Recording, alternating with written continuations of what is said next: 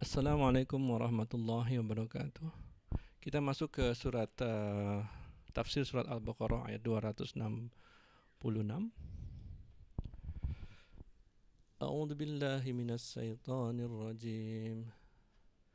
Ayawaddu ahadukum an takuna lahu jannatun min nakhilin wa a'nabin tajri min tahtihal anharu lahu fiha min kulli thamarati wa asabahul kibar wa lahu dhurriyyatun du'afa. Jadi di sini diceritakan tentang perumpamaan yang lain. Apakah salah seorang di antara kamu pengen punya kebun kurma dan anggur? Ini komoditi investasi yang sangat menguntungkan di tanah Arab. Kemudian kebun itu mengalir di bawahnya sungai-sungai. Jadi seperti kota Madinah, yang saya dengar di bawah kota itu ada air yang mengalir sehingga tanahnya bisa ditanami. Kurma-kurma tumbuh dengan suburnya di sana. Nah, karena ada sungai itu, maka seperti kota Madinah, tanamannya hijau, cukup dengan nutrisi, tanpa perlu irigasi, sehingga keluar segala macam buah-buahan. Nah, kemudian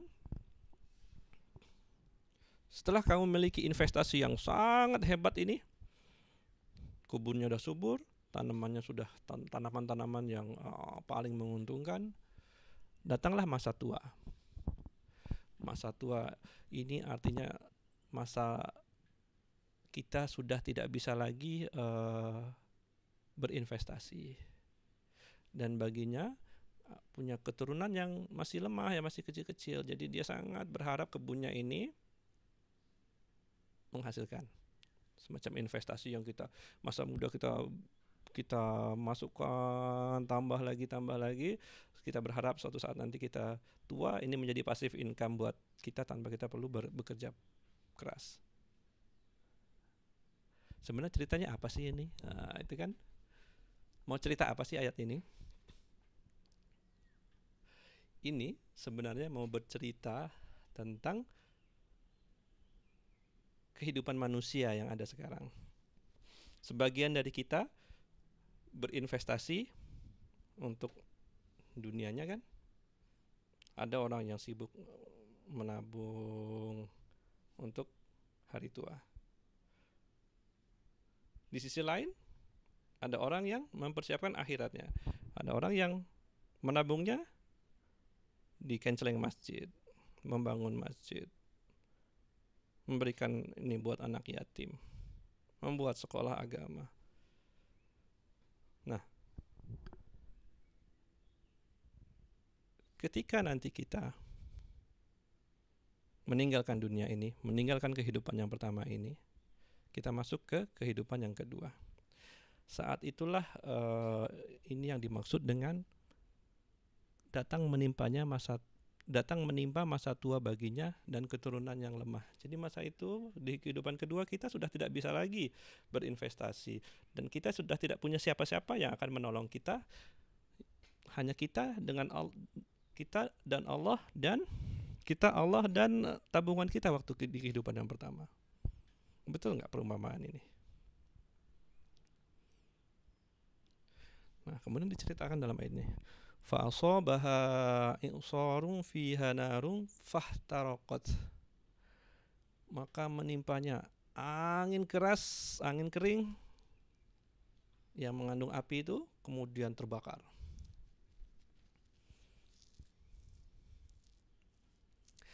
Kadzalika yubayyinullahu lakumul ayati la'allakum tatafakkarun. Demikian Allah menerangkan kepada kalian ayat-ayatnya supaya kalian memikirkannya. Nah, ketika kita nanti ada di kehidupan kedua, ketika kita menyadari semua jerih payah kita yang kita tabung untuk hari tua akhirnya tidak bisa kita bawa, akhirnya menjadi hak waris anak-anak kita, padahal kita tuh sangat perlu sesuatu nanti di kehidupan yang kedua.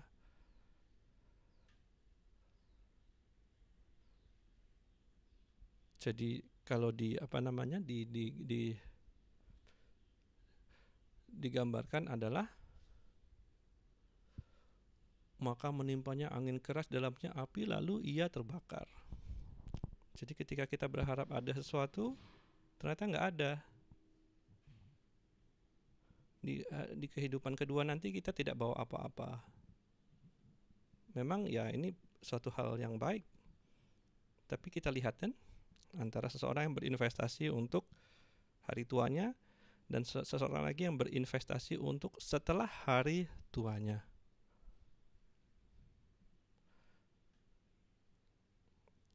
Jadi Allah meminta kita untuk berpikir ulang tentang apa yang kita lakukan. Saya memberikan contoh yang cukup ekstrim, karena menabung untuk hari tua itu pun baik. Tetapi saya memberitahukan bahwa perbuatan baik itu punya derajat-derajat. Tidaklah sama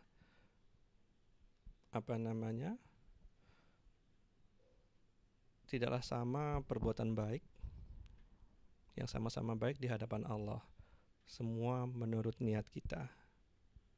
Dan ini tetap tidak memburukan bahwa seseorang bisa menabung, seseorang boleh menabung untuk hari tua, tidak, itu perbuatan baik supaya dia tidak menjadi beban buat orang lain. Tapi pikirkanlah bahwa yang paling baik, yang paling penting adalah menyimpan investasi untuk dipakai di kehidupan yang kedua. Semua orang tahu bahwa Rasulullah SAW setelah menguasai Khaybar, kehidupan itu menjadi sangat baik. Pendapatan Rasulullah SAW dari Khaybar itu besar. Kita ngomongin masalah gaji ratusan juta per bulan. Tapi kehidupan beliau seperti itu saja, sampai diprotes oleh istri-istrinya. Kenapa kok kehidupan kita ini harusnya sudah lebih baik, tapi kok kamu mempertahankan aja seperti ini? Tapi seseorang yang punya pandangan tentang hari akhirat, dia memandang kehidupan ini berbeda. Dia percaya Allah akan menanggung, akan menjaganya di hari tua nanti, dan tugasnya adalah untuk terus melakukan hal-hal yang Allah ridhai. Itu dulu. Assalamualaikum warahmatullahi wabarakatuh.